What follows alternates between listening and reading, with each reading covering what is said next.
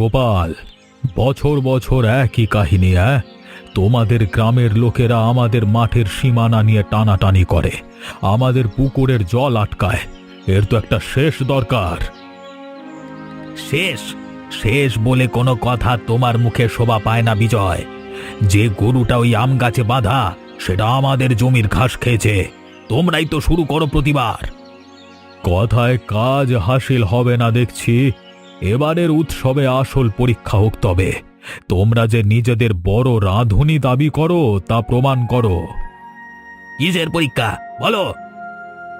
এক হাঁড়িতে 2 গ্রামের ভাত রান্না হবে। আমাদের 2 গ্রামের আলাদা আলাদা চাল একসঙ্গে একই হাঁড়িতে সিদ্ধ করতে হবে। যে গ্রামের চাল ভালো সিদ্ধ হবে আর ভাত হবে ঝরঝরে, সেই জিতবে। তাদের মানতে হবে সীমানা দিয়ে সব দাবি। ঠিক আছে, মেনে নিলাম, কিন্তু শর্ত হলো রান্নার কাজ করবে শুধু আমাদের দুজনার স্ত্রীরা, কোনো বাইরের সাহায্য চলবে না। ঠিক আছে, দেখা হবে উৎসবের মাঠে।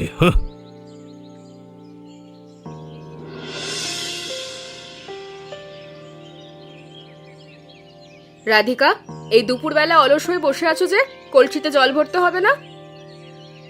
হ্যাঁ মা, যাচ্ছি, এখনই যাচ্ছি। আবার ওইদিকে তাকাচ্ছ? জানলা দিয়ে তাকালে কি পাখি এসে জল ভরে দেবে? না মা, শুধু আজ আকাশটা খুব পরিষ্কার দেখাচ্ছিল তো তাই। মিথ্যে কথা বলতে শিখেছো দিন দিন না? তুই মা না আমি? চোখেই সব লেখা থাকে তোর, বুঝেছিস? তুই আবার ওই পূব দিকের ছেলেটার কথা ভাবছিস না তো? কখনো না মা, তুমি যে বলেছো ওদের গ্রামের সাথে আমাদের শত্রুতা, আমি কি ভাবতে পারি তার কথা? শোনো মা, এই শত্রুতা আমাদের বাপদাদার সময় থেকেই হয়ে আসছে। এটা আমাদের রক্তে। তোর বাবা যদি জানতে পারে না, ভাবতেই পারছিস না কি হবে। যাই হোক, এখন জল নিয়ে আয়, বাবা চাইবে সবাইকে দেখাতে।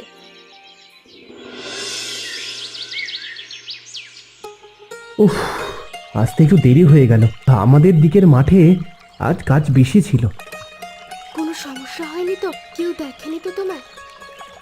না, কেউ দেখেনি। কিন্তু রাধিকা, এভাবে আর কতদিন? উৎসবের সময় তো সবচেয়ে সাবধানে থাকতে হবে। আমাদের বাবারা দেখতে পেলে কি হবে তার ঠিক নেই। জানি জানি, সব জানি। তুমি না বলেছিলে ভয় পেলে সব শেষ? উৎসবের প্রতিযোগিতার কথা শুনেছো? শুনেছি, এক হাঁড়িতে 2 গ্রামের ভাত হবে। এটা শুধু ভাত রান্না না, এটা তো আমাদের 2 গ্রামের মধ্যে যুদ্ধের মতো হয়ে গেছে। তাহলে শোনো রামেশ, এটাই আমাদের সুযোগ। উৎসবে সবাই এক জায়গায় থাকবে। যদি আমাদের ভালোবাসার কথা সবার সামনে বলি, তখন হয়তো পরিস্থিতি অন্যরকম হতে পারে।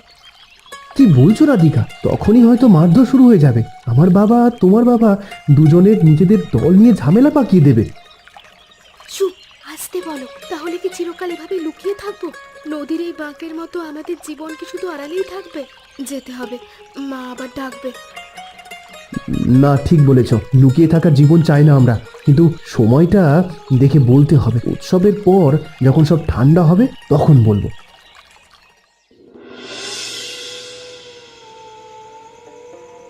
বহু বছর ধরে 2 গ্রামের মাঝে এই প্রতিযোগিতা প্রাচীন ঐতিহ্য বহন করে আসছে। আজকে আবার সেই পরীক্ষা হবে। এক হাঁড়িতে 2 গ্রামের ভাত। দেখো গোপাল, আজকে প্রমাণ হবে শুধু জমি জায়গা নয়, আমাদের গ্রামের চালও তোমাদের চেয়ে উৎকৃষ্ট। আমাদের ভাতই আমাদের গর্ব। বড়াই করে লাভ নাই বিজয়। চালের গুণটা গরম জলে পড়লেই বোঝা যাবে। আমাদের চালের দানায় হবে মোটা, ভাত হবে ফুলে ফেঁপে গোল, বুঝলে? তাহলে শুরু হোক। মনে আছে তো নিয়ম? শুধু চাল আর জল, কোনো মশলা এবং কোনো কৌশল না। প্রকৃতির মতোই সরল রাখতে হবে ভাতকে। ঠিক আছে ঠিক আছে, জল দাও। এখানে মিশেছে 2 গ্রামের শ্রমের ফল, মাটির সোনা। আগুন জ্বলুক, সিদ্ধ হোক ভাত, আর ভাতের মাধ্যমে ঠিক হবে কোন গ্রামের হৃদয় বেশি পবিত্র, ইচ্ছা বেশি শুদ্ধ। কি গো, এত রাতে তুমি এখানে? আরে আরে, আমি হাঁড়িটা ঠিক আছে কিনা দেখছিলাম। তো তুমি আমারও সেই একই চিন্তা হচ্ছে। মনে হচ্ছে আগুনটা একটু কমে গেছে। জল দিতে এসেছিলাম, কিন্তু এটা কি? কিছু না, বাড়ি থেকে এনেছিলাম। তুমি এখন যাও, আমি এখানে দেখাশোনা করবো, যাও। তুমি কিছু করনি তো? এটা শুধু ভাত রান্নার প্রতিযোগিতা, দেখো হার জিত তো থাকবেই। হারজিত, এবার হারবার অপমান আমি আর সইতে পারবো না। বিজয় সিংকে আজকে নাক্ষত দেওয়াতেই হবে। তাহলে সত্যি ওই শিশিতে কি কি আছে? এটা শুধু একটু বন ওষুধ, যাতে তাদের চাল কখনোই ভালোভাবে সিদ্ধ হবে না। ভাত হবে গোলগাল আর আঠালো, সবাই দেখবে তাদের চাল নিকৃষ্ট। না না না, তুমি এটা করো না, এটা পাপ। কেউ অসুস্থ হয়ে পড়লে? কেউ অসুস্থ হবে না, আমি প্রতিজ্ঞা করছি। শুধু ভাতটা নষ্ট হবে। তুমি চুপ করে থেকো, সবাই ভাববে তাদের চালই খারাপ। ভাত রান্না শেষ, এখন পরীক্ষার সময়। আর আমি হলাম বিচারক। দেখব কোন গ্রামের চাল ভালোভাবে সিদ্ধ হয়েছে আর ভাত হয়েছে সুন্দর। প্রস্তুত হয়ে যাও হার মানতে। বরং তুমি প্রস্তুত থেকো।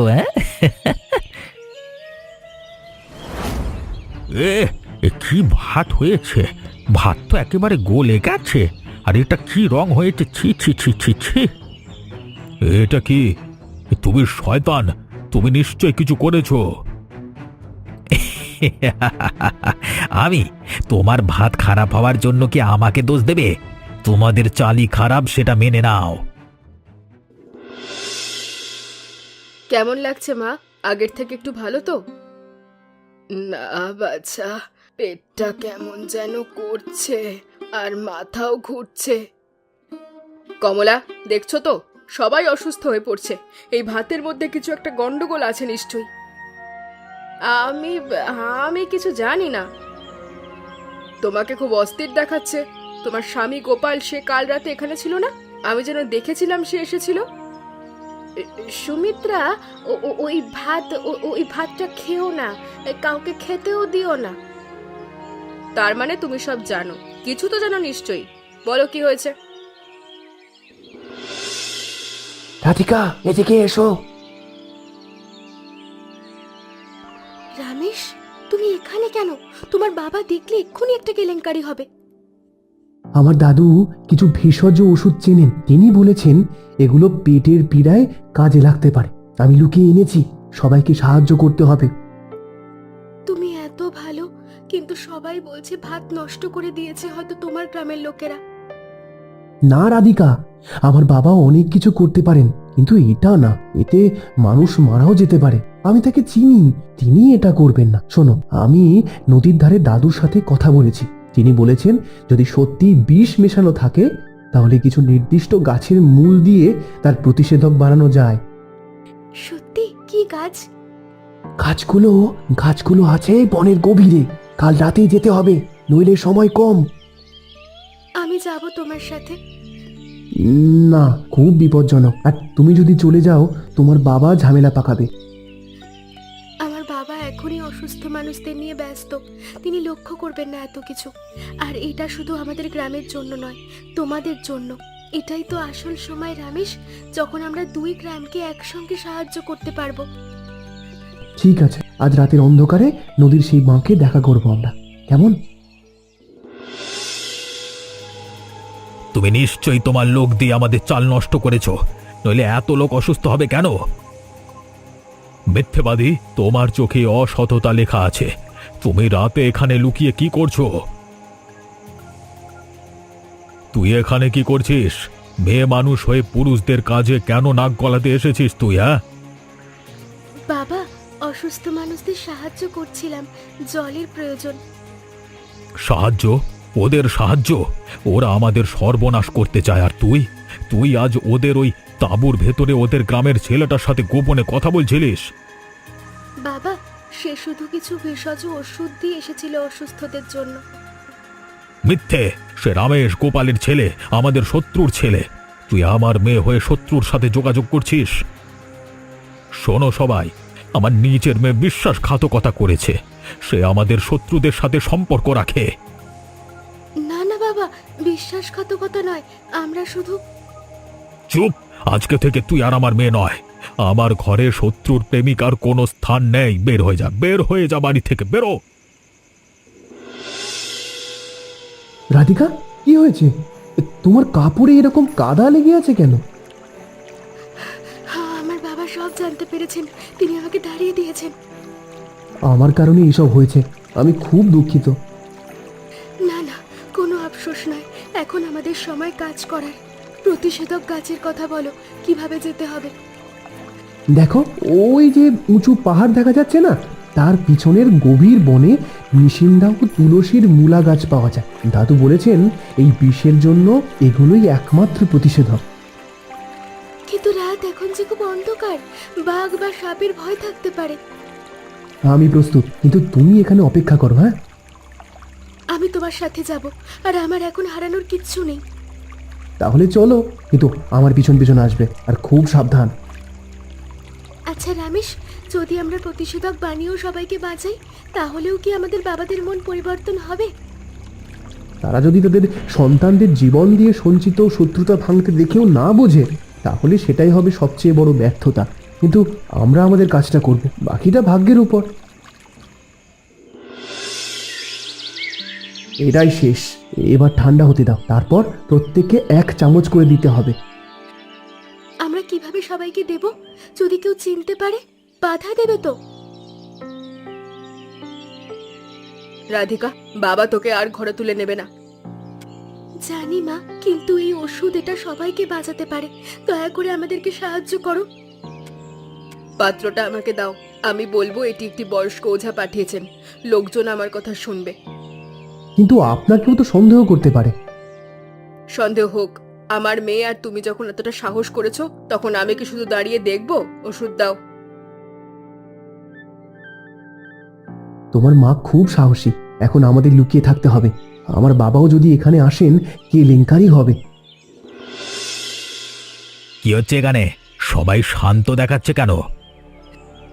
গোপাল, সে ওষুধ কাজ করেছে, পেটের যন্ত্রণা অনেকটা কমেছে আমার। যারা ওষুধ খেয়েছিল তারা সবাই সুস্থ হয়ে উঠেছে আমার মতো। সুমিত্রা, এ ওষুধ কোত্থেকে পেলে? কে এনেছে? ওষুধটা এসেছে সেই জায়গা থেকেই যার জন্য তুমি সবাইকে দোষ দিচ্ছ। আমার মেয়ে রাধিকা আর তোমার ছেলে রামেশ দুজনে মিলেই এনেছেন। আমার বলা উচিত ছিল আগেই যে রাতে তুমি যা করেছো তার ফল এটাই। কিন্তু আমাদের ছেলে, সে সেই ভুল শুধরাতে চেষ্টা করেছে। সে তোমার মতো নয়। আমি কোনোদিন ভাবতে পারিনি যে কেউ ইচ্ছে করে এমন কাণ্ড করতে পারে। তুমি সব নষ্ট করেছো, এখনো বুঝতে পারছি না কেন। আমি নষ্ট করেছি? তোমার মেয়ে আর আমার ছেলে গতকাল রাতে কোথায় ছিল তা জানো? ওরা নদীর ওপারে বনে গিয়েছিল। কি বলছো? রাধিকা রমেশের সাথে ছিল? তুমি জানো? হ্যাঁ জানি, ওরা কিছু গাছের শিকড় নিয়ে এসেছে, আর আজকে সকালে সবাই সুস্থ হচ্ছে সেটা খেয়েই। কি ব্যাপার বলো তো? তুমি কি ভাবো আমার ছেলে তোমাদের গ্রামের লোকেদের বিষ দিয়েছে, আবার প্রতিষেধকও বানিয়েছে? তাহলে যদি রমেশ প্রতিষেধক এনেই থাকে, বিষটা দিয়েছে কে? তুমি নিজে নাকি? উত্তর দাও। সুমিত্রা বলেছে কামলা রাতে কিছু দেখেছে, সে কাঁদছিল। কি দেখেছে সে? তুমি আমার স্ত্রীকে জড়িও না এর মধ্যে। হ্যাঁ, থামো, তোমরা দুজনেই থামো। আমি দেখেছি, আমি সব দেখেছি। কি বলছো কি তুমি? আমাকে বলতে দাও তুমি কি করেছো। তুমি কাল রাতে ভাতের মধ্যে কিছু মিশিয়েছো। আমি নিজের চোখে দেখেছি। তুমি বলেছিলে সেটাই শুধু ভাত নষ্ট করবে, কিন্তু তারপর সবার শরীর খারাপ হয়ে গেল। তাহলে সত্যি তুমি হত্যাকারী? তুমি সবাইকে মারতে চেয়েছো? না, মেরো না। ও ভেবেছিল ওটা শুধু ভাত নষ্ট করবে, মানুষের ক্ষতি করবে না। কিন্তু ওষুধ দিয়ে আমাদের ছেলে আর তোমার মেয়ে তার ভুল শুধরে নিয়েছে। এটাই আমার বাবা, এটা ফেলে দিয়েছিল, এটা সেই শিশি। তাহলে এটাই প্রমাণ। কিন্তু তুমি কেন এটা খুঁজছো? কেন প্রতিষেধক বানালে তুমি? তোমার তো উচিত ছিল তোমার বাবাকে সাহায্য করা। কারণ মানুষ মরবে এটা আমি চাই না, আর সব থেকে বড় কারণ রাধিকা কাঁদবে, আর এটি ভুল। শুধু ভাত নষ্ট করবে বলেছিল আমার বাবা, কিন্তু তিনি বুঝতে পারেননি এতে মানুষের কি ক্ষতি হবে। তুমি জানতে যদি সত্য বেরোতো তোমার বাবা বিপদে পড়তেন, তবুও তুমি ইচ্ছে করে সত্যি প্রকাশ করলে। সত্য লুকিয়ে রাখা আরেকটা পাপ হতো, আর রাধিকা বলেছে আমাদের কাজটা করতে হবে। বাকিটা ভাগ্যের উপর। আমরা ভেবেছি যদি ভালো কাজ দিয়ে এই শত্রুতা ভাঙা না যায় তাহলে আর কিছুই ভাঙতে পারবে না। তোমার দাদু, সে ভেষজ সম্পর্কে যিনি জানেন তিনি কি বলছেন? সবাই সম্পূর্ণ সুস্থ হবে? হ্যাঁ, আর 2-1 দিনের মধ্যে সবাই ভালো হয়ে যাবে, শুধু বিশ্রাম দরকার। এই উৎসবে বছরের পর বছর আমরা প্রতিযোগিতা করেছি, কিন্তু আজকে মনে হচ্ছে আমরা আসলে কি প্রতিযোগিতা করছিলাম? কার চাল ভালো নাকি কার হিংসা বেশি? রাধিকা কোথায়? শোনো সবাই, আমি একটা বড় ভুল করেছি।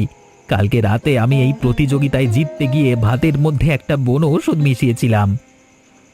আমি ভেবেছিলাম এটা শুধু ভাত নষ্ট করবে, কারোর ক্ষতি করবে না, কিন্তু আমি ভুল করেছিলাম, খুব বড় ভুল।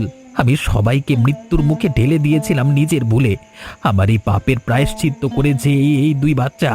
ওরা নিজেদের বিপদ ডেকে এনে আমাদের সবাইকে বাঁচিয়েছে। আমি আজকে স্বীকার করছি আমার দোষ। তোমরা আমাকে যে কোনো শাস্তি দাও, আমি মেনে নেব। শাস্তি? শাস্তি দিলে কি ক্ষতিপূরণ হবে? আমার মেয়েকে আমি তাড়িয়ে দিয়েছি, তুমি সবাইকে মেরে ফেলতে পারতে। আজকে সবচেয়ে বড় শাস্তি এই ছেলে মেয়েটা আমাদের দিয়ে গেছে। ওরা দেখিয়ে দিয়েছে আসলে কত ছোট আমরা। ওদের সামনে আমরা লজ্জিত। তুমি কি বলতে চাও? তোমার শাস্তি হলো আজকে থেকেই শত্রুতা শেষ, আর আমাদের 2 গ্রামকে একসাথে পুনরায় করতে হবে। তুমি রাজি আছো তো? রাজি, রাজি, রাজি, আমি রাজি। ভাবতেও পারছি না, সব ঝামেলা শেষ হয়ে গেছে। আর লুকিয়ে আসতে হবে না আমাদের। আমার বাবা, তিনি আজ আমার কাছে ক্ষমা চেয়েছেন, বলেছেন তিনি গর্বিত আমার কাজে। মনে আছে তুমি বলেছিলে চোখের ইশারায় সব কথা বলবো? আজ সত্যি সব কথা চোখ দিয়েই বলে ফেলেছি আমরা। শুধু চোখ দিয়ে নয়, আজ থেকে আমরা মুখ ফুটেও বলবো, সবাইকে জানিয়ে দেব। এই নাও, আজ থেকে এটা গোপনে রাখার দরকার নেই। এই নদী যেমন 2 গ্রামের মাঝ বেয়ে বয়ে চলেছে, আমরাও তেমনি হব 2 গ্রামকে যুক্ত করা একটা সেতু।